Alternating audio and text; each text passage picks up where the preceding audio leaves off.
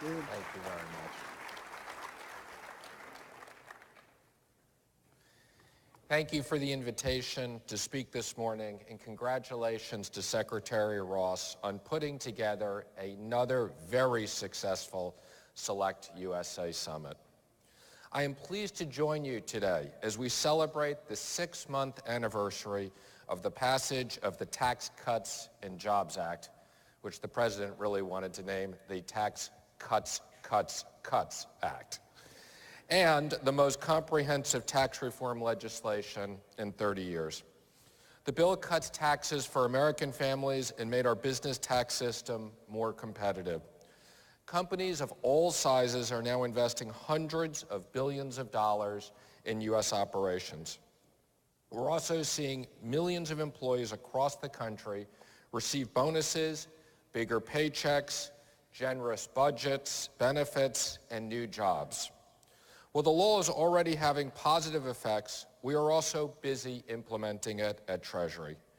Our Office of Tax Policy and the IRS are working closely together to provide taxpayers with necessary guidance to plan for the future and accurately assess their tax liability.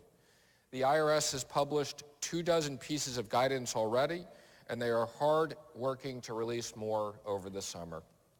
The Trump economic agenda, which includes tax reform as well as regulatory reform, has created the most positive economic environment in generations.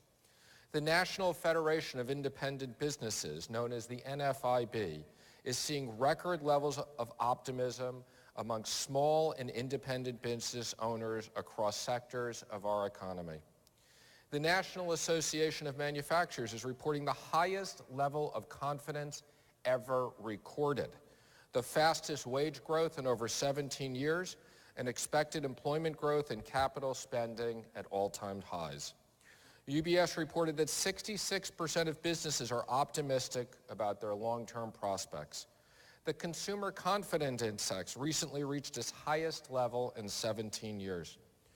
Importantly, the University of Michigan is reporting that confidence among households in lower third income tier has risen 11.4% since February.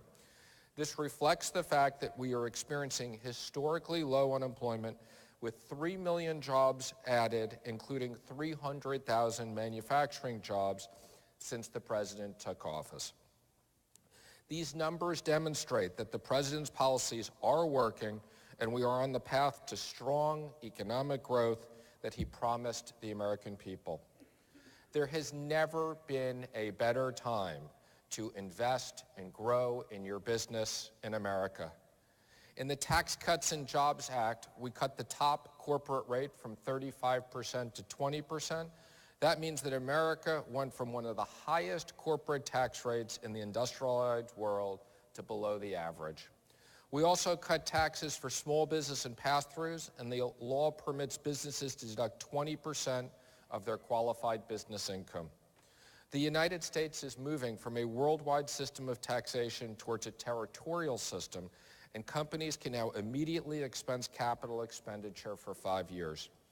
These are meaningful reforms that will put American companies on a level playing field with competitors globally and help them to invest and grow their operations here in our country. We have also focused on improving the financial regulatory environment. Over the last year, we issued a number of reports outlining our findings, recommendations for making financial regulatory conditions more predictable, fair, and efficient.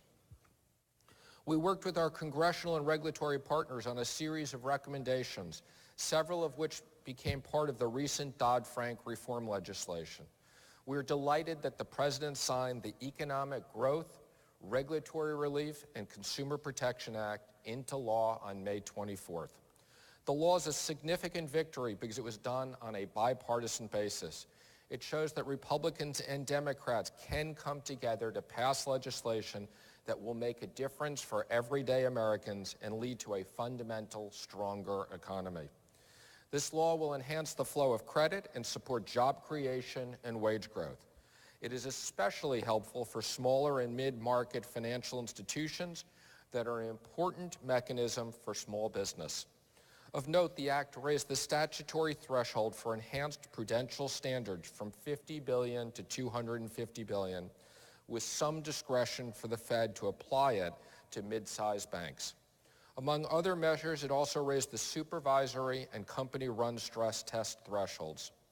The law strikes the right balance of maintaining protections for consumers and taxpayers while providing regulatory relief where appropriate. As we discuss foreign investment in the United States, I also have to mention the Committee on Foreign Investment in the United States, known as CFIUS, and the reforms we are working on relating to the CFIUS review process.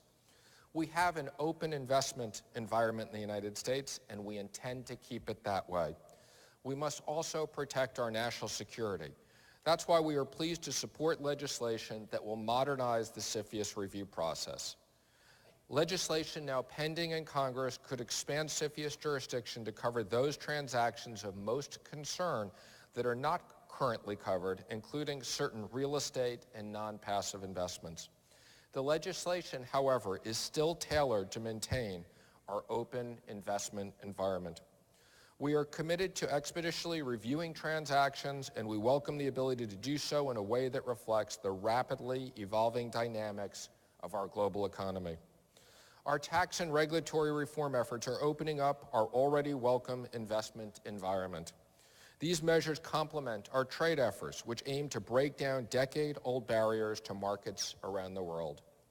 We are committed to working with our trading partners to modernize NAFTA, break down tariffs and other restraints, and to build stronger partnerships with other nations. Over the past year and a half, the President's policies have led to unprecedented optimism across the economy. Consumer confidence and business confidence are reaching new heights. Companies of all sizes are investing more in their U.S. operations. All of this progress is in large part thanks to the President's leadership on tax reform and regulatory reform. We are proud of the progress we have made so far, and I assure you, our work to create a more prosperous and secure future will continue. We invite you to join us in this economic renewal, to seize the opportunity to invest in America and to grow your business in America. Thank you very much, and I hope you enjoy the rest of the conference.